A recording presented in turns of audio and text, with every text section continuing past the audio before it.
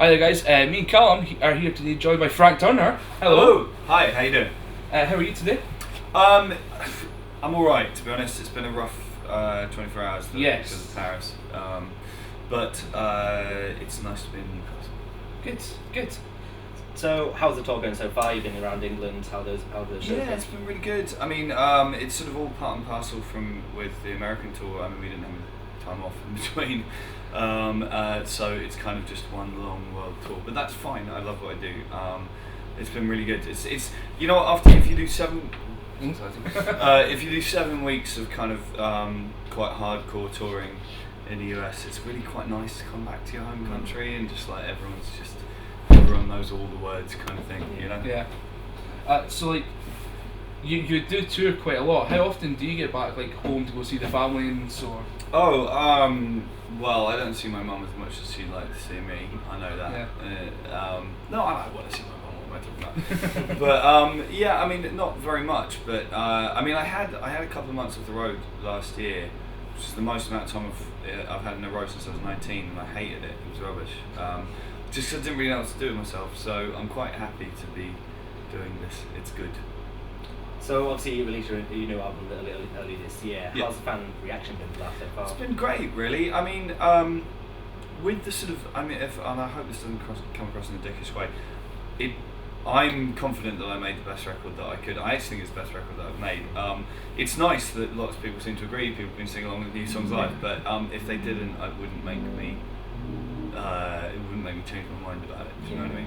Because you've got to believe in yourself at the end of the day before anything else. The only honest audience for any art is your own best judgment, and like people use the term sellout way too much without really considering what it's supposed to mean. And to me, the only thing it ever really means is making art or being motivated by something other than your own best judgment.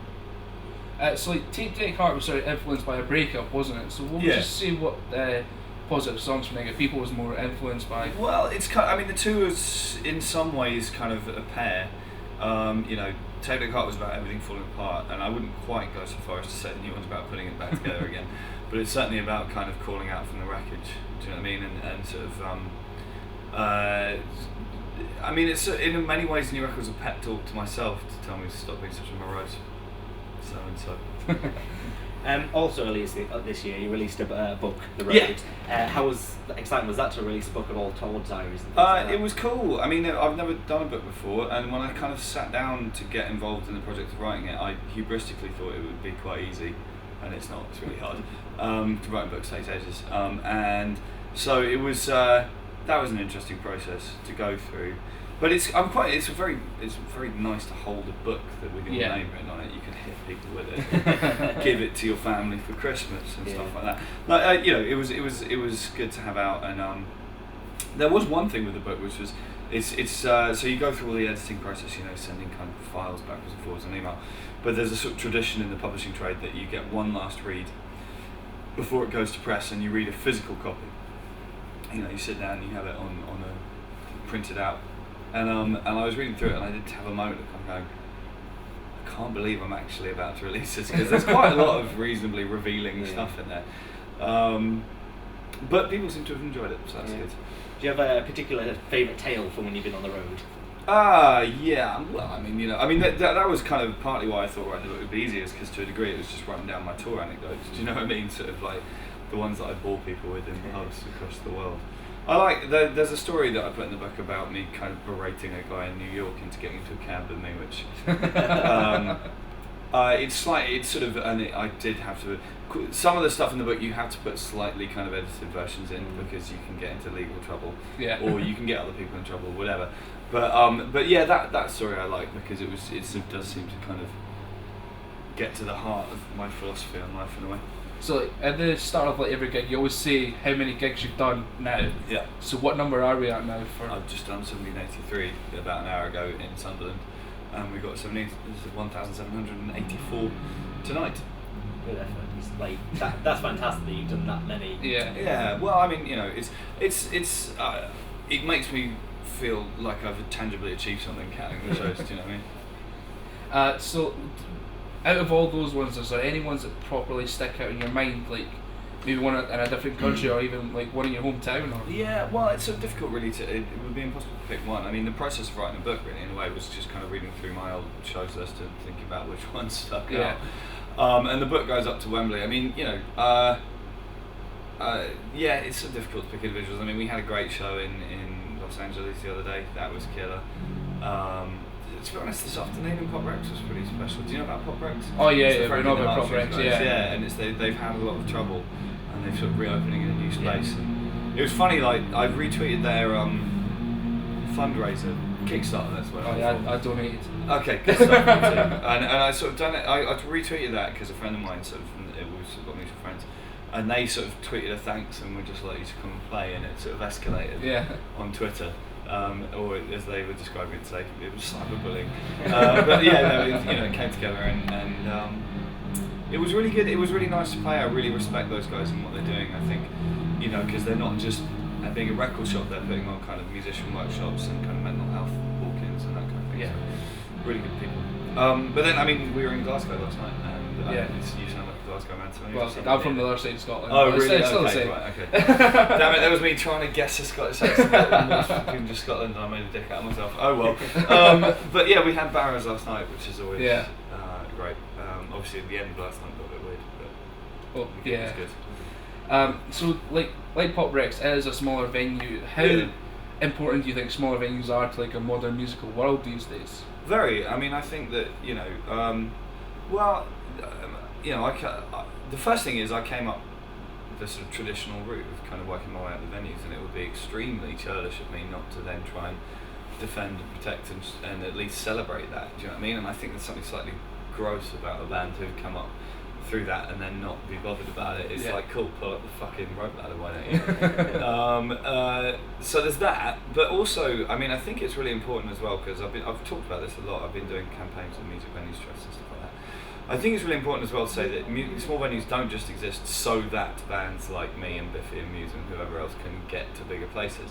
They also exist. There are a lot of bands who only exist on the underground circuit, and they make good art, and there's a reason for them to exist, and they may not go on to bigger things, they may not be trying to go on to bigger things, but they're still, what they're doing is entirely valid and important.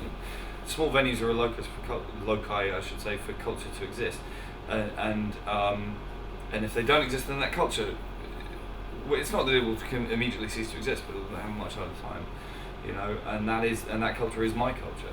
Underground music is it's my everything really, and we need to support these places. A lot of obviously small venues nowadays, like the Cockpit and Leeds and things like that, starting to close down. How important is how bad is that for the music industry? It's been an interesting couple of years with music venues. The important thing, there are some important kind of caveats put in place. One of which is that no one's ever going to be a millionaire off running a small venue. It's a close to the margin business, and it always will be. And there's a natural quite high turnover of it. If you look back at kind of touring schedules for bands from like 20 years ago, 30 years ago, most of those venues have either changed name or don't exist or moved or whatever it might be, and that's how it is. And I think it's a kind of a slightly pointless use of energy to kind of be automatically devastated every single time a small venue shuts down. Do you know what I mean? There is always some turnover. Having said that, there's been changes in planning laws in recent years that haven't helped, should we say?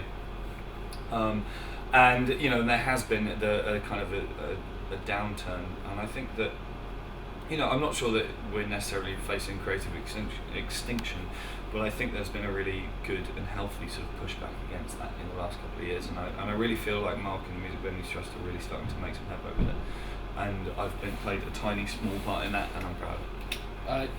We've got like a really small quick game that we were wondering if we could just play with you, right? Yeah, sure. Very simple, basically, because the album's Positive Songs for Negative People. Right. We're going to give you a list of things, and you've got to say how you feel positively about it or negative about it, right? So we've got the Northeast. Oh, positive, definitely. But hold on, let's get into this a little bit, right. Because the Northeast, right?